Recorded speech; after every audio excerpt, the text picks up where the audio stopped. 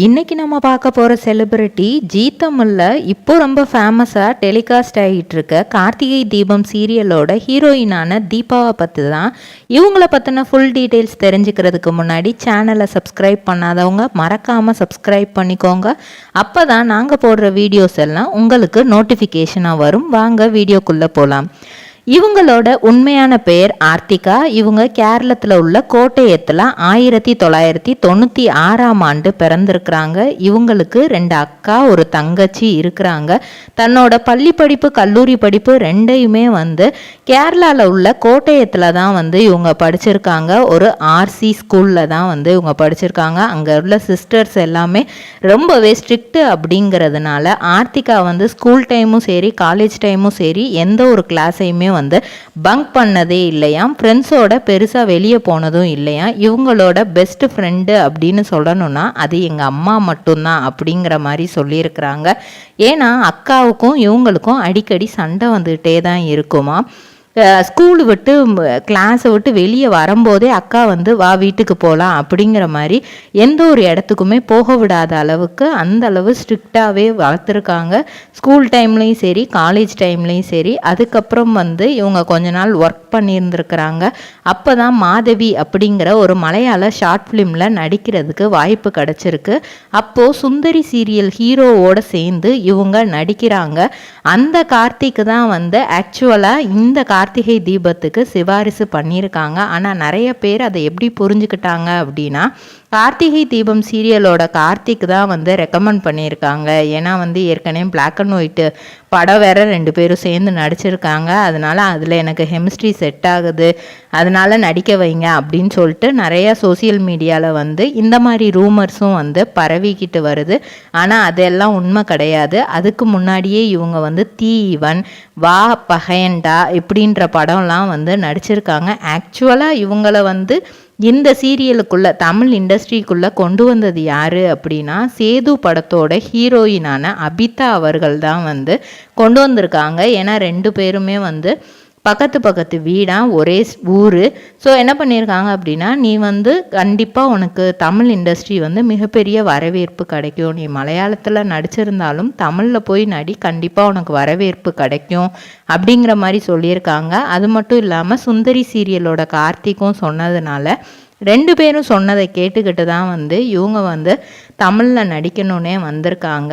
இவங்களுக்கும் love story அப்படின்னு ஏதாவது இருக்கான்னு கேட்டால் கண்டிப்பாக இருக்காம். 8th ஸ்டாண்டர்ட்லேயே இவங்க ஒரு பையனை லவ் பண்ணியிருந்துருக்குறாங்க. அந்த பையனும் இவங்களை லவ் பண்ணியிருந்திருக்காங்க. ஆனால் 2 பேரும் ஒருத்தருக்கு ஒருத்தர் சொல்லிக்கலை. 8th அவங்க லவ் பண்ண ஸ்டார்ட் பண்ணியிருக்காங்க. அப்புறம் 9th 10th இவங்களும் சைட் அடிக்க ஸ்டார்ட் பண்ணியிருக்காங்க. 2 பேருமே வேறு வேறு கேஸ்ட் அப்படிங்கிறதுனால வீட்டில் ஒத்துக்கிற மாட்டாங்க அப்படிங்கிறதுக்காக இவங்க ஒரு பயத்திலே இவங்களோட லவ்வை சொல்லாமே இருந்திருக்காங்க.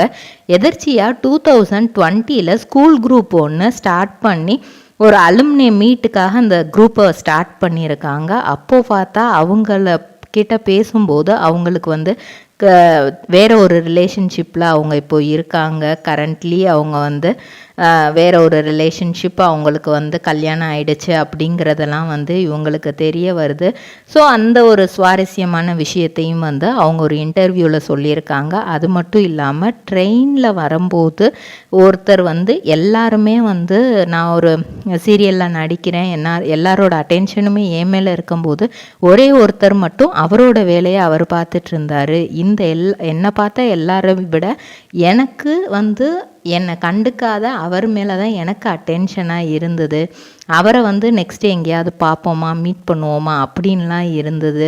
இந்த மாதிரி பல சுவாரஸ்யமான விஷயங்கள் என் லைஃப்பில் நடந்திருக்கு. எனக்கு நிறைய மூட் ஸ்விங்ஸ் ஆக்சுவலாக இருக்கும். எப்போவுமே நான் ரொம்ப ஜாலியான கேர்ளு. அதே மாதிரி கோவமும் டக்கு டக்குன்னு வந்துடும். சின்ன சின்ன விஷயத்துக்குமே நான் ரொம்ப சென்சிட்டிவாக இருப்பேன்.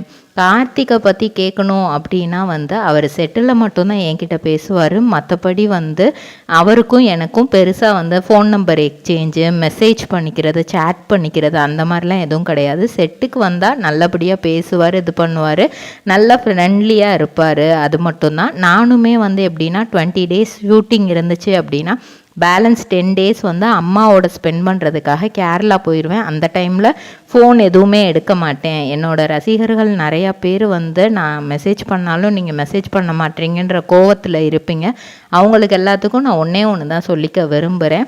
என்னால் வந்து எங்கள் அம்மாவை போய் மீட் பண்ணுறதுனால எனக்கு மெசேஜ் பண்ணுறதுக்கு டைம் எதுவும் கிடைக்கல அப்படிங்கிறதையும் வந்து அவங்க தெளிவுபடுத்தி இருக்கிறாங்க. ஏன்னா கேரளா கிளைமேட், அங்கே இருக்கிற சிக்னல்ஸ் அது எல்லாமே கொஞ்சம் டோட்டலாக வேறு மாதிரி இருக்கும். ஸோ என்னால் பெருசாக வந்து ரெஸ்பாண்ட் பண்ண முடியலை. இன்னும் தமிழில் வந்து அடுத்தடுத்து எனக்கு வாய்ப்பு வந்துக்கிட்டு தான் இருக்குது.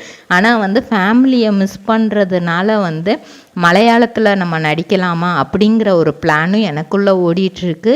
திருமணம் எப்போ அப்படின்னு கேட்டதுக்குமே அவங்க வந்து என்னோட 2 அக்காவுக்கும் ஆல்ரெடி திருமணம் ஆயிடுச்சு. ஸோ அவங்களோட ஃப்ரீடம் வந்து பாதியாக இப்போ குறைஞ்சிருச்சு.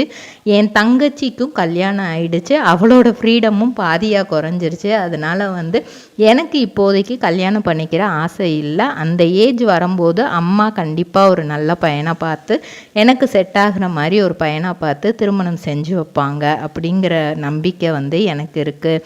எனக்கு வந்து ஜீசஸ் என்ன வச்சுருக்காங்களோ அது நடக்கும் அப்படிங்கிற நம்பிக்கை எனக்கு எப்போவுமே இருந்துக்கிட்டே இருக்குது அப்படிங்கிற மாதிரி தெளிவுபடுத்தி இருக்கிறாங்க. இதே மாதிரி பல செலிப்ரிட்டிஸோட பயோகிராஃபி தெரிஞ்சுக்கிறதுக்கு சேனலை மறக்காமல் சப்ஸ்கிரைப் பண்ணிக்கோங்க.